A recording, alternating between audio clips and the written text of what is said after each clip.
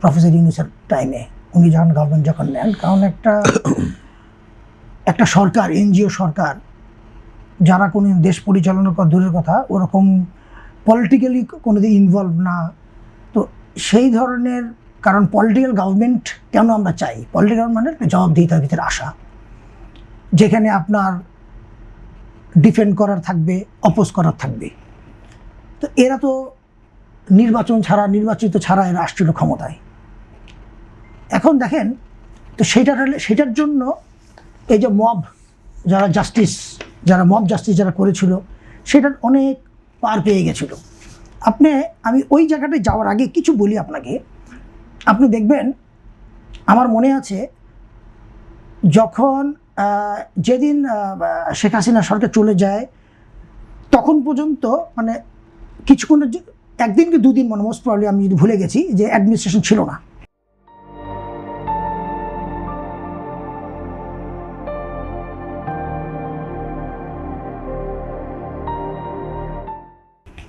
তিন দিন ওই সময়টায় আমি বলবো না, একটা দেশের অ্যাম্বাসেডার তার পলিটিক্যালকে নিয়ে আমাদের তখনকার চেয়ারম্যান যিনি, ওনার কাছে যাচ্ছিলেন, দেখা করার জন্য যাচ্ছিলেন। তখন হঠাৎ করে আমার কাছে ফোন কল আসলো, অ্যাম্বাসেডার ফোন দিয়ে বললো যে ছেলে পেলে আটকে দিয়েছে, যেতে পারছে না।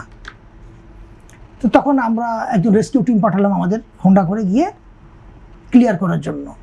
তো কারা ট্রাফিক কন্ট্রোল করছিল? স্টুডেন্টরা। ওরা আসলে স্টুডেন্ট কিনা আমি জানি না, কারণ ইয়াং বয়স, বাট স্টুডেন্ট হলে তারা অন্তত একটা গাড়ির ফ্ল্যাগ উঠছে, আপনি ইয়েলো প্লেট বাদ দেন, ফ্ল্যাগ উঠছে একটা কান্ট্রির, আপনারা ফ্ল্যাগ না চিনতে পারেন, কিন্তু একটা ফ্ল্যাগ, একটা দেশের ফ্ল্যাগ, এটা বোঝা উচিত। তারা তাকে হাফ এন আওয়ার তাকে হোল্ড করে রেখেছে, যেতে দিচ্ছিল না। তো এগুলো হলো কি জানেন, এগুলি হলো ইউনূসের টাইমে। আমি ইউনূস টাইমে কেন বলবো, তো ইউনূস সাহেব যখন ক্ষমতা নিলেন, নেওয়ার পরে এই জিনিসটা স্প্রেড হয়ে গেছিলো অল ওভার দ্য কান্ট্রি, যেখানে কোনো জাস্টিস বলে কিছু নাই, ল অ্যান্ড অর্ডার বলে কিছু নাই। এখন আপনি আসেন, পলিটিক্যাল গভর্নমেন্ট যখন আসলো ক্ষমতায়, তো পলিটিক্যাল গভর্নমেন্ট পেয়েছে কী অবস্থায়? একটা ধ্বংস, একটা বিধ্বস্ত, একটা দেশের যুদ্ধ লাগার পরে যখন ওই যে রেড ক্রিসেন্ট, তারপরে আরও বিভিন্ন জায়গা থেকে সহযোগিতা আসে না, ঠিক ওই ধরনের, ঠিক মনে হলো লাইক প্যালেস্টাইনের মতন অবস্থা, একটা দেশ এসে পলিটিক্যাল গভর্নমেন্ট এসে বসলো ক্ষমতা নেওয়ার জন্য। তো তারা তো হিমচিমটা খাবেই, যে কোন দিক থেকে শুরু করবে আর কোন দিক থেকে শেষ করবে, সেটা কিন্তু একটা জিনিস আছে। তারপরে ল অ্যান্ড অর্ডারের মধ্যে আমি বলবো পুলিশদেরকে আমি পুরোপুরি ব্লেম করবো না। কেন জানেন? পুলিশরা কিন্তু এখনও আমি যত জানি তারা ফিয়ারে আছে। কেমন ফিয়ারে জানেন? যে আমাকে যদি বিচার করে, আমি জামাতি না আমি সরকার দলের লোক না কোন দলের লোক, কারণ আমি যাতে ধরে নিয়ে যাবো, পর মুহূর্তে ফোন করলে এসে বলবো ট্রান্সফার কর। সেটা একটা জিনিস আছে। যেমন আপনি হয়তো জানেন, কিছুদিন আগে গুলশানের ডিসি হস্তক্ষেপ করেছে একজনের গাড়ি আটকানো, যে গাড়ির প্রপার ডকুমেন্টস ছিল না। সেই ডিসি বাধ্য হলো, যার গাড়ি ধরেছে সে আবার আমেরিকা একজনকে ফোন ধরা দিল, তার সঙ্গে ফোন ধরায় সে ডিসিকে, কত বড় অডেসিটি, ডিসিকে সে থ্রেট দিয়ে বলছে, আপনি জানেন আমি কে, আমি আপনাকে ট্রান্সফার করতে এতক্ষণের মধ্যে।